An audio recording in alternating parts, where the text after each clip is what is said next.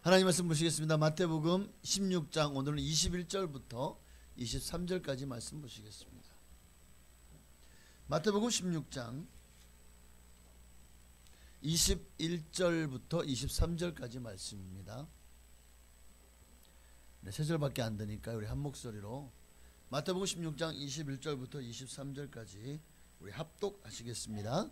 이때로부터 예수 그리스도께서 자기가 예루살렘에 올라가 장로들과 대제사장들과 서기관들에게 많은 고난을 받고 죽임을 당하고 제3일에 살아나야 할 것을 제자들에게 비로소 나타내시니 베드로가 예수를 붙들고 항변하여 이르되 주여 그리 마옵소서 이 일이 결코 주께 미치지 아니하리이다. 예수께서 돌이키시며 베드로에게 이르시되 사탄아 내 뒤로 물러가라. 너는 나를 넘어지게 하는 자로다. 내가 하나님의 일을 생각하지 아니하고 도리어 사람의 일을 생각하는도다 하시고. 아멘. 오늘 23절에 보니까 네가 하나님의 일을 생각하지 않고 사람의 일을 생각하는도다. 하나님의 일 그리고 사람의 일이 하나님의 나라에 어떻게 도움이 되든지 아니면 하나님 나라에 큰 방해가 되든지. 베드로는 주님으로부터 칭찬을 받았죠. 바요나 시모나 내가 복이 있도다. 이를 알게 하니는 하나님이시다. 내가 이 반석 위에 내 교회를 세우리니 음부의 권세가 해하지 못하리라. 또 내가 내게 천국 열쇠를 주노니 땅에서 매면 하늘에서 맬 것이요 땅에서 풀면 하늘에서도 풀리리라. 자, 엄청난 축복이고 엄청난 칭찬이죠. 자, 제자들 중에 누가 이런 칭찬을 거 제자들 중에서 누가 이런 정말 극찬을 받았습니까? 베드로 말고 없어요. 그러니까 베드로의 마음에 뭔가 좀 우쭐하는 마음이 생겼겠죠. 이야 봐라, 내가 수제자야. 내가 너희들 중에 내가 제일이야. 예수님이 나를 제일로 여긴다니까. 너희는 나를 못 따라와. 내가 최고야. 어쩌면 이런 마음이 생긴지 모르. 그러니까 이제 그 신앙 고백을 하고 나서야 비로소 주님이 뭘 가르치십니까? 21절에 보니까 비로소 가르치시죠. 이런 고순환과 고난을 당할 것을. 근데 베드로가 아이고 주님 이제 또 자기가 나서야지, 그지? 나설 때가 됐죠? 항변하면서 뭐라고 말합니까? 주님 이런 절대로 주님 앞에 일어나면 안 됩니다. 그리 하지 마세요 라고 말하죠. 과연 오늘 베드로가 방금 전만 해도 하나님의 일로 칭찬받았는데 지금은 사탄아 물러가라 하고 마귀의 일로, 사람의 일로 꾸중을 받습니다. 한 사람이요. 어떻게 이렇게 순식간에 하나님의 사람이 됐다가 마귀의 사람이 됐다가 신기하지 않습니까? 근데 이게 오늘 우리 인생이라는 거예요. 방금 전만 해도 성령 충만했는데 어느 사이에 벌써 마귀 짓을 하고 있는, 이게 우리 모습이라니까요. 예배 드릴 때마다 천사 같았는데 집에 돌아가자마자 부부싸움을 하면서 서로 마귀가 되는 거예요. 그러니까 참 사람의 삶이라는 게 다 그런 것 같아요. 그러니까 우리가 항상 조심해야 되겠죠. 자, 오늘 하나님의 일, 사람의 일, 우리 베드로를 통해서 다시 한번 이 일을 통해서 하나님이 우리에게 원하시는 것이 무엇인지를 우리가 함께 살펴보며 은혜를 나누기 원합니다. 어떤 사람이 어두워져가는 어둑어둑해지는 저녁에 가파른 절벽을 지나 가고 있었어요. 날이 너무 어둡고 앞이 제대로 안 보여요. 그러면 발을 헛디뎌서 떨어지게 되었습니다. 다행히 떨어지면서 겨우 나뭇가지와 돌을 잡았습니다. 너무 껌껌해요. 밑에는 너무 점점 껌껌해지지, 밑에는 뭐 보이지 않지. 절벽을 지나다가 그렇게 됐으니 얼마나 지금 이 죽음의 공포가 그를 찾아왔을까요? 그 가파른 절벽에서 떨어지면 이거는 최소한 다리가 부러지든지 사망이지 않겠습니까? 그러니까 이제 그때부터 소리치는, 사람 살려, help me, 사람 살려요. 그 위에 누가 없습니까? 사람 없습니까? 여기 사람이 지금 떨어져 가고 있어요. 살려주세요 하고 외치는 거예요. 그러니까 그렇게 절망에 빠져서 곧 고함을 치고 있는데 그때 위에서 한참을 고함 지르는데 갑자기 소리가 나는 거예요. 내가 여기 있다. 내가 너를 살려주겠다 하는 음성이 들려요. 눈을 딱 보니까 예수님이 거기 계시더래요. 아이고 이제 살았구나 하고는 빨리 제 손 잡아서 구해주세요. 예수님이 야 내가 너를 살려줄 텐데 먼저 너가 정말 나를 믿는지를 알고 싶다. 아 물론이죠. 제가요 교회 집사예요. 나는 주일마다 교회 나갈 거예요. 11조도 할 거예요. 교회 봉사도 많이 할 거예요. 정말 열심히 교회 생활했어요. 나 잘하고 있다고요. 살려주세요. 그러면 네가 정말 나를 믿는지 내가 너를 시험해봐도 되겠느냐? 아 당연하죠. 그래? 그러면 내 말대로 할래? 예. 아 그럼요. 빨리 살려주세요. 살려주세요 빨리. 그래 그러면 내가 반드시 너를 살려줄 테니까 믿지? 아이 믿습니다. 예수님인데 믿죠. 그래? 그러면 지금 내가 움켜쥐는 그 돌과 나뭇가지를 놔라. 놔라. 그러니까 이 집사가 아니 밑을 보니까 깜깜한 게 아무것도 안 보여. 이 낭떠러지 이걸 놨다가 떨어 죽을 것 같아. 그러니까 예수님이 놔라? 나 죽으라고? 감량히 골똘히 생각하더니만 다시 소리 질러. 여기 예수님 말고 다른 사람 누구 없어요. 사람 살려. 자, 이 사람은 예수님 믿은 사람이 믿지 않은 사람이에요. 결국에는 힘이 빠져서 결국 이제는 죽었군 하고 나왔어요. 살았을까요? 죽었을까요? 뚝 떨어졌는데 1m도 안 돼가지고 바닥에 발이 닿더래. 바닥까지 높이가 1m였대. 여러분 오늘 이게 우리의 신앙생활의 모습은 아닐까 하는 생각을 좀 해봤습니다. 토마스 그룸이라고 하는 기독교 교육학자가 있습니다. 기독교 교육에 대해서 여러 가지 책을 쓴 사람이에요. 그런데 그 사람이 믿음이 뭐냐라는 것을 세 가지로 소개합니다. 믿음이 뭐냐? 오늘 이 낭떠러지에서 떨어지던 이 집사님을 보면서 과연 그가 믿음의 사람이냐, 믿음이 있냐 없냐? 우리는 벌써 어느 정도 판단이 되죠. 그런 것처럼 그러니까 예수님이 시험하는 야 그거 놔라. 안 죽어 나. 근데도 못 놓는 거 왜? 예수님을 믿지 못한 거죠. 그러니까 우리도 지금 내가 믿음이 있냐 없냐 어떻게 알 수 있습니까? 내 믿음이 뭐냐를 이 토마스 그룸 교육학자는 세 가지로 얘기를 하고 있어요. 첫째는 신앙 고백이다 하는 거예요. 신앙 고백.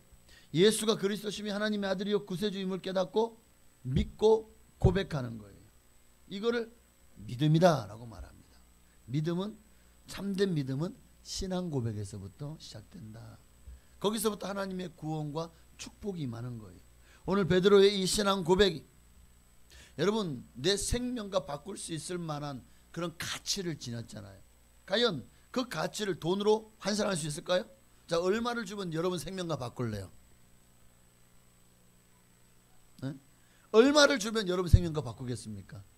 한 10억쯤 주면은 여러분 생명과 바꾸겠습니까? 한 50억? 100억?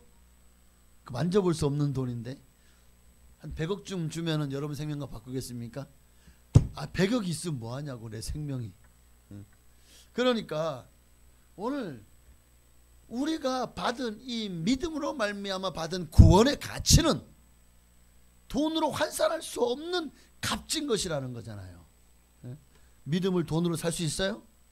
믿음을 돈으로 살 수 없잖아요. 그러니 우리의 신앙의 고백이 얼마나 가치 있는지 아시겠죠? 두 번째로 믿음이 뭐냐? 하나님을 신뢰하는 거다. 하나님을 의지하고 신뢰하는 거다. 하나님께서 자신의 모든 것을 여기서 말하는 하나님을 신뢰한다는 것은 내 생명까지도 의탁하는 걸 말합니다. 내 시간, 내 물질, 내 미래, 내가 가진 모든 것, 내 영혼까지도 하나님께 의탁하고 맡기는 것이 하나님을 신뢰하는 거예요. 하나님 믿는다 그러면서 여전히 돈의 노예가 되어 있고 여전히 내가 움켜쥐고 있고 내가 놓지 못하고 있다면 뭘 놓치고 못하는지 모르겠어요. 돈인지 쾌락인지 권력인지 세상 재미인지 모르겠어요.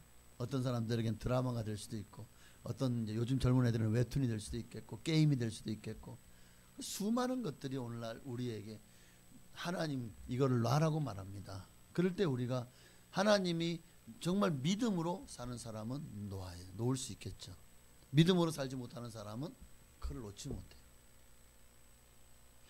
참된 믿음이 있는 자만이 하나님을 신뢰하고 온전히 맡기는 그런 삶을 살아가는 거예요. 여러분은 하나님께 온전히 맡길 수 있습니까? 어떤 사람이 자 뒤로 돌아서 눈을 감으세요. 자 뒤에 지금부터 뒤로 뒤로 한번 이렇게 내가 받쳐줄 테니까 걱정하지 말고 뒤로 넘어지세요. 그런데 의외로 많은 사람들이 뒤로 넘어 이렇게 여기서 뒤로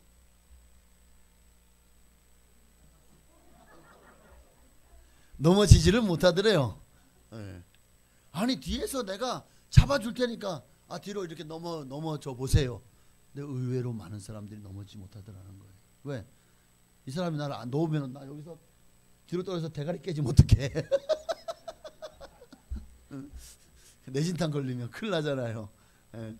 그러니까 사람들이 의외로 자신은 몰라요. 근데 남에게 자기를 맡길 줄은 모르더라고요. 네. 남에게 자신을 의지하지 않아요. 불이 났을 때 밑에서 내가 잡아줄 테니까 떨어지세요. 근데 정말 그냥 믿고 떨어지는 사람보다 어쩔 수 없이 더 이상 불이 이제는 이러다가는 내가 죽겠구나 그때서야 떨어지잖아요. 그러니까 이 사람의 의지가 그렇게 강하더라고요. 내가 내 의지까지도 하나님께 맡겨야 되거든요. 이게 믿음입니다.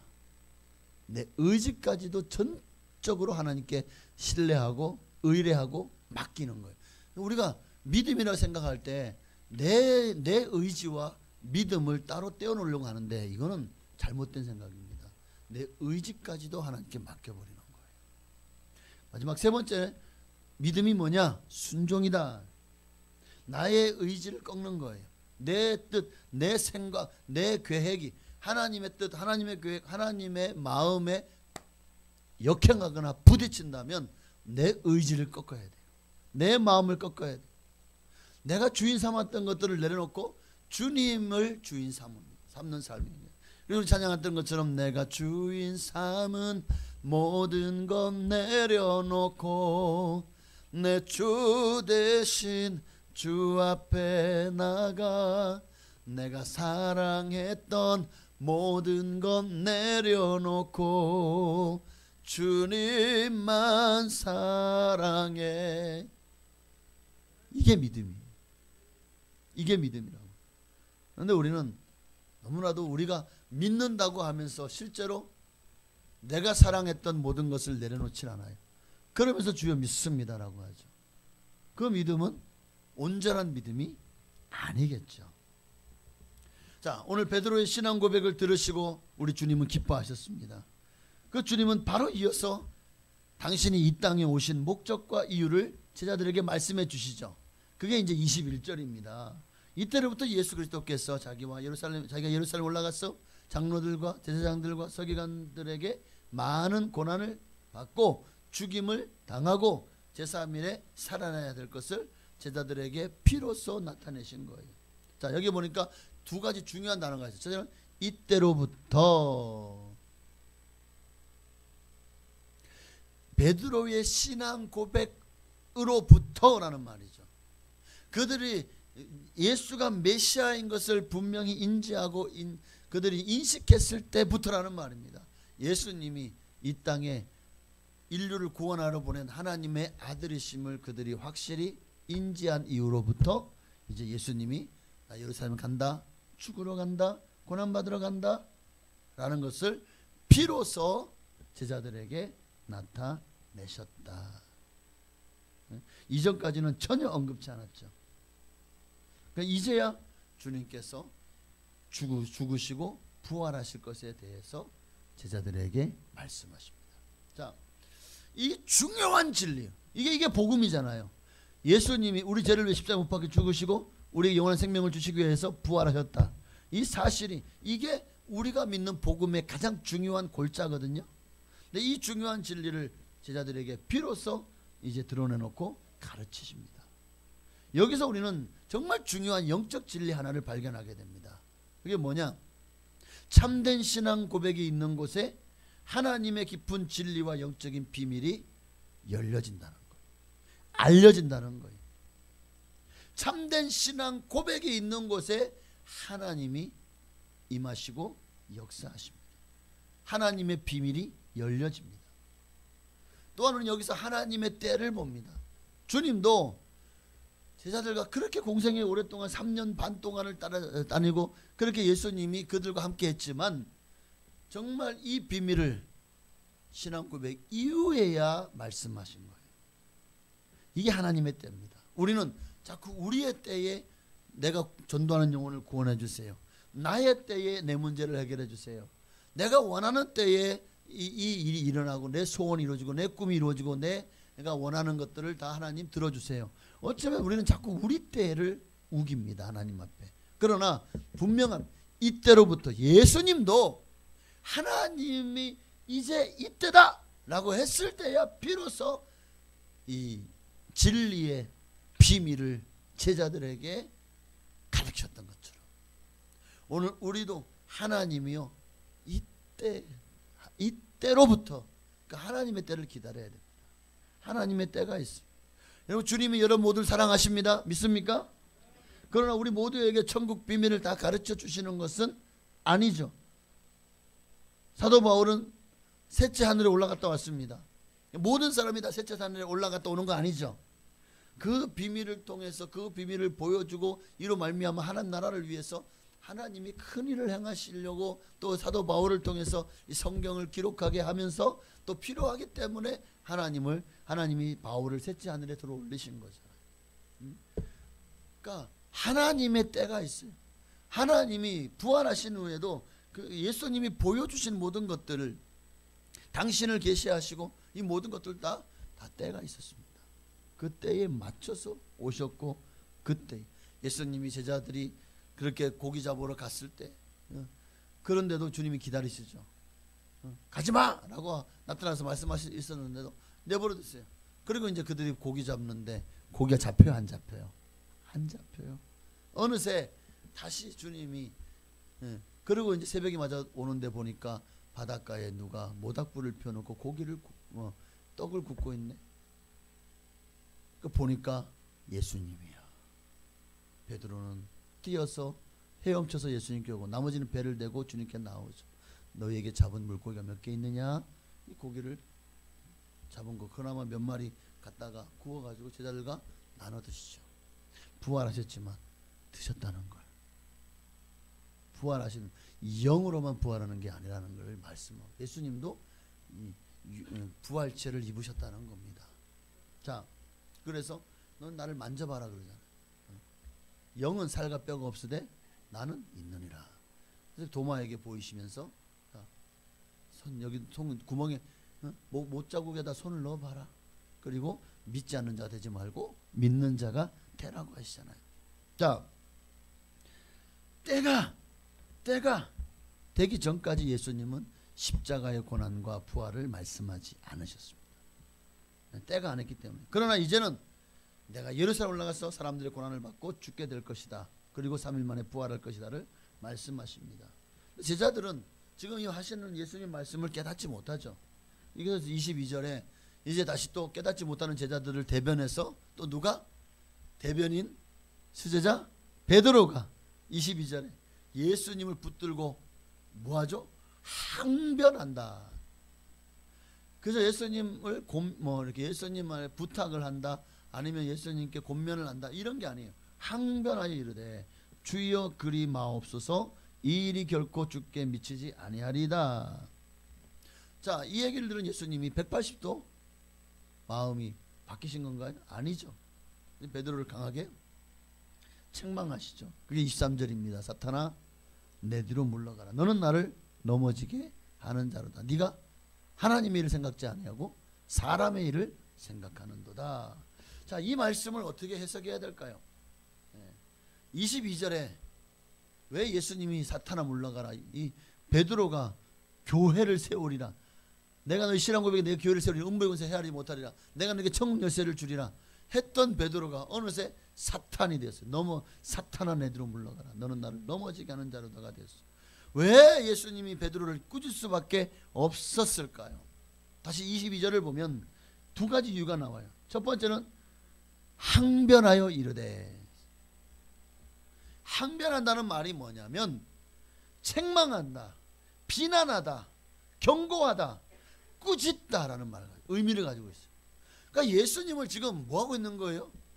뭐 아이고 안 돼 예수님 하고 하는 게 아니라 예수님을 향해서 이제 베드로가 어느새 자기 기득권, 자기 권리를 저하는 거예요. 예수님! 마치 옛날에 군신들이 우리 조선시대의 왕에게 왕이시여 그렇게 하시면 한이 되옵니다 이러는 왕이 깨갱깨갱 하는 경우가 있잖아요. 그러니까 왕권이 약할 때, 군신들의 고난이 강할 때, 뭐 무신 정권이든 문신 정권이든 그럴 때는요, 그들이 그냥 권세, 권세가를 이루면 그들 앞에서 왕도 정말 자기 정치를 펼칠 수가 없어요. 그 권신이 자기에게 알겠습니다. 제가 그렇게 하도록 해보겠습니다. 이래야 겨우 뜻을 펼칠 수 있는 거예요. 그런데 안 됩니다 이러면 끝나는 거예요. 지금 베드로가 예수님께 무슨 말하는 거예요? 주님 안 됩니다. 그리하지 마시옵소서. 지금 도리어 주님을 향해서 여러분 이를테면 위험에 빠지려는 사람을 붙잡고 그럼 뭐라고 말하죠? 야 정신 차려 너 죽으려고 그래? 그러니까 지금 베드로가 예수님을 붙잡고 뭐라고 하는 거예요? 예수님 정신 차리세요. 무슨 말씀하시는 거예요? 그러니까 지금 예수님을 도리어 가르치고 책망하고 꾸짖고 비난하고 경고하고 있는 거예요. 예수님 말도 안 되는 소리 하지 마세요. 지금 그걸 말이라고 합니까? 이러고 있는 거예요 지금. 그리 마옵소서. 그러니까 강하게 반대하다는 의미를 가지고 있습니다. 강하게 반대하다. 그래서 이 일이 결코 죽게 미치지 아니하리이다. 예수님 지금 예수님이 하시는 말씀이 그게 지금 이 도리에 맞다고 생각하십니까? 지금 모든 사람들이 예수님이 이 로마 제국의 식민지로부터 고통당하는 신음당하는 이 유대 나라를 예수님께서 쿠데타를 일으켜서 다시 이 나라를 다윗의 왕국을 다시 세울 것을 다 갈망하고 있는데 예수님 죽으시면 안 되잖아요. 그런 일이 있으면 안 돼요. 주님. 저는요 주님이 어떻게 생각하시든지 나는 반드시 당신의 길을 막고 말 거예요. 당신이 죽도록 내가 내버려두지 않겠습니다. 절대로 그런 일이 일어나지 않도록 하겠습니다. 지금 베드로가 그렇게 얘기하고 있는 거예요. 와, 이 베드로의 의지가 대단하죠. 근데 예수님의 마음을 읽은 거예요, 읽지 못한 거예요? 도리어 예수님을 이제는 자기가 원하는 대로 그렇게 조종하려고 하는 마음이 생겨버렸죠. 자신의 뜻을 간철시켜서 예수님이 그 뜻을 꺾도록 만들잖아요. 그러니 주님이요 베드로를 향해서 뭐라고 말합니까? 23절에 사탄아 내 뒤로 물러가라. 너는 나를 지금 넘어지게 하려고 하는구나. 야 너가 나에게 만류한 그 만류가 그게 하나님의 일이냐 사람의 생각이냐? 너는 하나님의 일을 생각지 아니하고 도리어 사람의 일을 생각하는구나. 오늘 우리는 이 베드로의 모습 속에서 두 가지 중요한 사실을 배울 수가 있어요. 첫째는 하나님의 일에는 언제나 방해하는 세력이 뒤따른다는 거예요. 이 땅에서 하나님의 일이 이루어지도록 그거를 이루어지도록 누가 내버려두지 않죠? 마귀가 내버려두지 않아요. 마귀는 결코 성령의 역사를 가만히 보고만 있지 않는다는 거예요. 그러니까 성령으로 충만하지 않은 그저 인간적이고 종교적인 교회와 성도에게 마귀는 역사하지 않아요. 그런 교회는 내버려둬도 알아서 파멸하고 자멸하고 넓은 길로 가니까 그런 교회, 성령 충만하지 않은 교회, 너무 종교적이고 인간 냄새 가득한 교회와 성도들에게 마귀는 내버려 둔다니까요. 왜? 그냥 놔둬도 어차피 멸망으로 가잖아요. 그러면 그 마귀는 어떤 교회에 마귀가 역사합니까? 성령 충만한 교회, 부흥하는 교회, 성도들의 사랑으로 하나 되고 성도들이 으쌰으쌰 믿음으로 세워져 가는 교회, 그런 교회를요 마귀는 가만두지 않아요. 발악을 하죠. 마지막 때가 얼마 남지 않은 줄 알고. 그러니까 성령이 역사하지 못하도록 모든 수단과 방법을 다 동원해서 교회를 무너뜨리려고 하는 거예요. 그러니까 부흥되는 교회가, 여러분 그런 얘기들 많이 듣잖아요. 정말 어마어마하게 부흥되는 교회가 어느 날 갑자기 분란이 일어나고 교회가 파가 갈라지고 성도들끼리 서로 험담하고 미워하고 막 목사파, 장로파, 또 1장로파, 2장로파 해가지고 서로 원수가 되고 결국 그 성도들이 막 교회를 막 다 떠나버리고, 목사와 성도도 타락하고, 그러다가 교회가 두 쪽 세 쪽 나는 일들이, 왜 이런 일이 납니까? 교회가 부흥되는 일을 가장 싫어하는 놈이 마귀거든요. 그래서 마귀가 그렇게 역사하는 거예요. 교회가 좀 설만하면 두 쪽 나요. 설만하면 분란이 나요. 또 좀 부흥될 만하면 시험이 그냥 성도들을 막 휩쓸어요. 왜 그렇습니까? 그러니까 우리 교회도 그런 일들이 일어나지 말란 법이 없어요. 우리 교회가 정말 성도님들이 막 성령으로 충만하고 기도가 뜨겁고, 그리고 막 성도님 막 교회가 막 저도 전도하는 분위기, 막 성도들이 막 늘어나고 이러잖아요. 그럼 마귀가 눈여겨보다가 야, 이 교회 한번 치자, 이 교회 한번 때려잡자. 그리고는 이제 마귀들이 어떻게 누굴 공격해요? 사람을 공격하는 거예요. 이 중에 좀 셈이 많은 사람, 툭 건들기만 하면 넘어지는 사람, 그리고 또 남이 잘 되는 걸 배가 아파 못 견디는 사람, 이런 사람들을 먼저 들쑤셔 놓는 거예요. 여러분 중에 그런 분이 한 분도 없으시기를 바랍니다. 그러니까 이게 마귀 역사예요. 그러니까 예수님이요 공생애를 시작하기 위해서 광야 40일, 예수님도 40일 금식하러 나와서 누가 찾아와서 예수님을 시험합니까? 마귀가 시험하잖아요. 정말 메시아가 맞는 줄 몰라요? 알죠? 마귀 어떻게 합니까? 이 예수를 자기 편으로 만들려고 하잖아요. 그래서 마지막에는요, 저 높은 구름 위에까지 올라갔는지도 모르겠어. 가가지고 야, 이거 하나님이 내게 넘겨준 건데 내가 이거를 너에게 넘겨줄 고난이 있다. 그러니 네가 내게 절을 해. 그 마귀 새끼한테 절을 하래. 예수님한테, 하나님한테. 말도 안 되죠. 그러면 내가 이거 다 너한테 줄게. 그러니까 예수님 뭐라고 하죠? 사탄아 물러가라. 여러분 우리도 어느새 하나님의 일보다 사람 일을 먼저 생각하고 믿음이 식어지고 성령이 충만하지 않고 어느새 그렇게 성경도 읽지 않고 기도도 하지 않고 적당히 예수 믿으면은요, 사실 그 마귀가 건드리지 않아요. 그러나 우리가 너무 은혜 받고 기쁨이 충만하잖아요. 그래서 교회에 시험 들고 교회가 힘들게 하는 분들이 어떤 분들이냐 보면 가장 열심히 있는 분들이에요. 정말 열심히 있는 분들이 도리어 교회에 큰 분란을 일으키는 경우가 많더라는 거예요.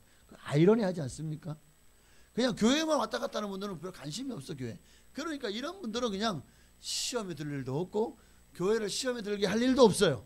그럼 누가 교회를 힘들게 하고 교회를 정말 도리어 분란을 일으키고 교회가 4분 5일 되게 하느냐? 정말 주회를 열심히 있는 사람, 정말 열심히 주님을 위해서 헌신하고 봉사하는 사람들이 교회를 무너뜨리는 일에도 1등 공신이 되더라는 겁니다. 지금 보십시오. 베드로 그러잖아요. 베드로가 지금 1등 신자 아니에요? 내가 너 위에 너의 그 신앙 고백 위에 너의 그 반석 위에 내 교회를 세우리니 음부의 권세가 해하지 못하리라. 근데 그 신앙 고백이 무너지고 사람의 생각이 어느새 들어차 버리고 그가 우쭐하고 교만해지자마자 사탄아 물러가라가 돼버리는 거잖아요. 마귀는 기가 막히게 귀신같이 알아요. 우리가 은혜 받았잖아요. 성령 충만하잖아요. 주님이 주신 은혜가 뜨겁잖아요. 말씀에 그냥 막 너무나 감동이 돼서 할렐루야 막 그냥 좋아, 너무나도 감사해서 내가 정말 주를 위해 살아야지 그러잖아요. 그러면요 귀신같이 알고 어느새 딱 돌아서고 교회를 나가는 순간 시험거리를 준비해놔서 여러분을 공격합니다. 가장 많은 경우가 금식 기도를 하잖아요. 기도원에 가서 금식 기도를 합니다. 내려갈 때 항상 조심하라 그러죠. 성령 충만한 마귀, 이를 마귀가 타켓으로 삼고 공격합니다. 그래서 가장 가까운 식구로부터, 가장 가까운 자들로부터 우리가 가진 믿음을 어느새 도적질하고 죽이고 멸망시켜요. 그래서 믿음을 다 쏟아버리는 거예요. 정말 힘들게 금식해가지고 내려가자마자 다 쏟아버려. 이런 일들이 얼마나 많은지 몰라요. 그러니까 귀신같이 알고 와서 우리의 믿음을 가지고 해방을 놓는 거죠. 우리 이걸 절대 잊지 말아요. 두 번째는, 첫 번째는 하나님의 일에는 언제나 방해하는 세력이 뒤따른다는 거. 또 마지막 한 가지만 더 말씀드리면, 마귀는 하나님을 직접 공격할 수 없어요. 마귀는 하나님을 직접 공격하지 못합니다.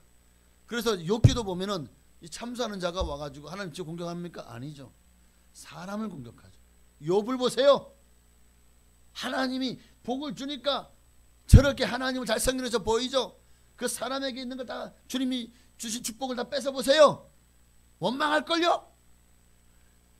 마귀는 하나님을 직접 공격하지 않아요. 사람을 공격합니다. 이게 마귀가 쓰는 방법입니다. 성령 받은 사람, 하나님의 일을 하는 사람을 부수고 무너뜨리려고 하는 것이 이게 마귀가 하는 짓이에요. 오늘 본문이 바로 그 예잖아요. 지금 사탄은 예수님에게 가장 칭찬받은 사람 누구? 베드로 통해서 이제는 하나님의 일을 회방하고 있지 않습니까? 주님은 십자가를 져야 돼요. 종교지도자에게 고난을 받아야 돼요. 그리고 죽어서 장사 지내줘야 돼요. 이게 하나님의 일이잖아요. 그래야 우리 인류가 제사함 받고 살잖아요. 그런데 지금 이 일을 누가 방해하고 있어요? 천국 열쇠를 받은 베드로가 지금 방해를 하고 있잖아요. 우리 이 일을 똑바로 알아야 돼요. 자칫 잘못하면 주님을 가장 사랑한다고 하는 내가, 가장 열심히 있는 내가, 가장 칭찬 듣고 있는 내가 사탄의 종이 되어서 주님의 일을 방해할 수 있다는 거예요. 그러기에 우리는 깨어 있어야 됩니다. 깨어 있어야 돼요. 더 겸손해져야 돼요. 은혜가 넘칠수록 더 낮아져야 돼요. 날마다 성령 충만해야 됩니다.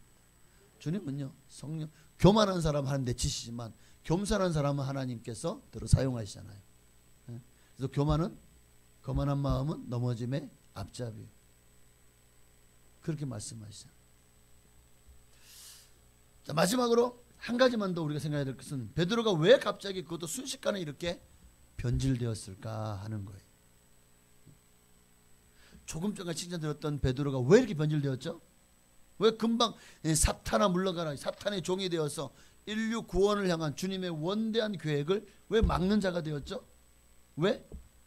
세 가지 이유 때문인데 이 세 가지를 다 얘기하면 아마 한 30분은 더, 그래서 요 이유를 제가 봐서 오늘 첫 번째만 얘기하고 나머지는 다음 주에 얘기하려고 그래요. 자, 첫 번째, 왜 그러면 사탄의 종이 되어 주님 앞을 막는 자가 되었죠? 베드로가? 첫째는 교만입니다. 교만 때문에. 뭐 다른 거 없어요. 예수님의 칭찬이 어느새 목이 곧아지고 어깨가 올라간 거예요. 응? 나 이런 사람이야! 내가 돼버린 거예요. 응? 너희들 알아서 나한테 잘해! 이렇게 되죠. 예수님이 보십시오. 얼마나 칭찬했죠? 17절에 보니까 바요나, 마태복음 17절에 바요나 시몬아 네가 복이 있다 그랬죠. 또 너는 베드로라, 이름이 시몬에서 베드로로 바뀌었죠. 시몬은 갈대, 베드로는 반석. 이 반석 위에 내 교회를 세우리니 음부의 해하지 못하리라. 또 19절에 내가 너에게 천국 열쇠를 주겠노라. 여러분, 예수님 12제자에게는 누가 이런 칭찬을 받았습니까? 예수님 따르는 그 많은 무리들과 그 여인들 중에 누가 이런 칭찬을 받았죠? 베드로가 처음이고 유일무이하죠. 그런 칭찬을 받은 베드로가 얼마나 기분이 업됐을까 생각을 해보십시오. 학교에서 이 많은 학생들이 있는데 그 중에 한 사람만 선생님이 칭찬을 해요. 아주 잘했다고 막 칭찬을. 그러면 얼마나 막 기분이 좋고 우쭐해지겠습니까? 응? 여러분 만약에 뭐 운동 경기를 했는데 여러분이 달리기에서 1등을 했어요. 얼마나 기분이 좋아요. 우쭐해지잖아요. 안 그래요? 그래요. 뭐 그럴 수 있지 뭐. 괜찮아. 다 이해합니다. 어쨌든 그러니 얼마나 좋아요. 그리고 다른 제자들 봐. 야 봐라, 예수님이 나만 칭찬했다. 너희한테 너희 칭찬 들어봤냐? 야 내가 최고다. 그러고 있잖아요. 봐라, 야 제자들 중에 누구 제자들이요. 그 예수님이 이제 오는 가정 중에 누가 서로 높냐고 막 서로 다퉜잖아요. 자 봐라, 누가 제일 높냐? 나잖아. 이러고 있잖아. 내가 수제자야 하고 지금 후질한 거예요. 그러니까 어느새 베드로가 은연중에 자기가 제자 중에 최고다 하는 교만의 자리까지 올라가 버린 거예요. 베드로만 그럴까? 오늘 저와 여러분도 얼마든지 그럴 수 있어요. 그래서 여러분, 남에게 칭찬만 듣는 거 결코 좋은 일이 아닙니다. 내 약점을 몰라요. 내 단점을 몰라요. 그러니까 자신이 교만해지는 줄도 모르고 교만해진다니까요. 남에게 칭찬 듣는 것만 좋아하면. 남이 좀 나한테 꾸질 수도 있고 잘못됐으면 거기에 대해서 누가 나한테 하면은요, 그거 내가 저 나를 미워해서 그런가? 하고는 벌써 색안경 끼죠.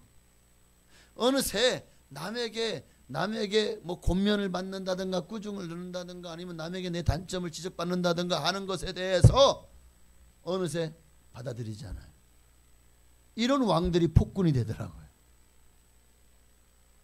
이런 기업가들이 결국 자기 뜻대로 막 다 해먹죠. 자, 베드로가 칭찬받은 것은 그의 신앙 고백 때문이죠. 여러분, 이를 알게 하시니까 누가 그랬죠? 베드로야, 이를 내가 그리스도시고 메시아라는 것을 알게 하니는 하나님이다. 네가 알았냐? 하나님이 알게 하셨잖니. 네가 아니다. 하나님이시다는 거예요.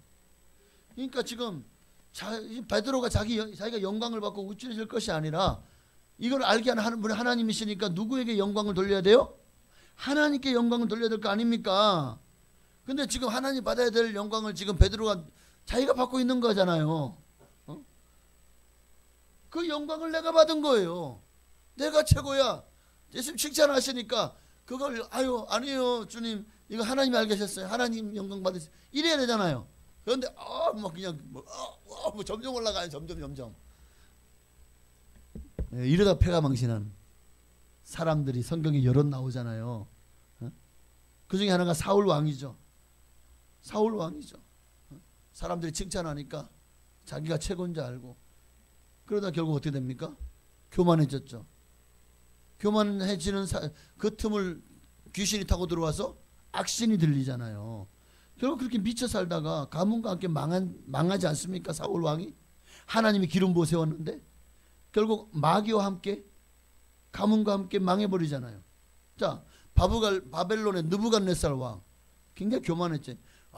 내가 세운, 내가 타지한, 내가 했던 그 느부갓네살이, 야 내가 너에게 이 모든 것을 차지할 수 있는 내가 능과 또 지혜를 줬는데 지금 네가 했다고 그러냐? 하고는 하나님이 딱 쳐버리니까 그 순간에 이 느부갓네살이 정신이 돌아버려 미쳐버리잖아요. 그래가지고 막 그냥 산으로 둘러다니면서 막 풀 막 뜯어먹고 미친 사람이 돼가지고 몇 년을 살잖아요. 그래 나중에 정신을 차리고 나서야 하나님을 높이지 않습니까? 자, 성경은 헤롯 왕도 그렇죠. 헤롯 왕이 막 이제 딱 이제 나와가지고 여봐라 그러니까 사람들이 와 이거 신의 소리와 같다 하니까 헤롯 왕이 내가 그런 사람이지 하고 높였다가 어떻게 됐습니까? 충이 먹어 죽었잖아요. 성경을 보십시오. 교만하면 망합니다. 교만하면 다 망했어요. 성경은 진리입니다. 잠언서 16장 18절 교만은 패망의 선봉이요 거만한 마음은 넘어짐의 앞잡이니라. 기억하십시오.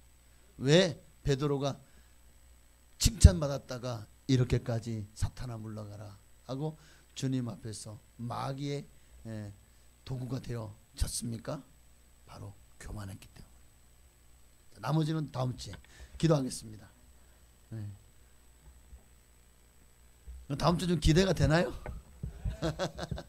감사합니다. 여러분들의 마음속에 이 궁금함, 항상 왜 무엇 때문에? 이거 둘째, 셋째 막 이런 궁금함이 있어야 돼요. 이게 하나님을 향한 말씀에 대한 갈급함이거든요. 하나님 이런 사람들에게 더 큰 은혜를 부어주실 줄로 믿습니다.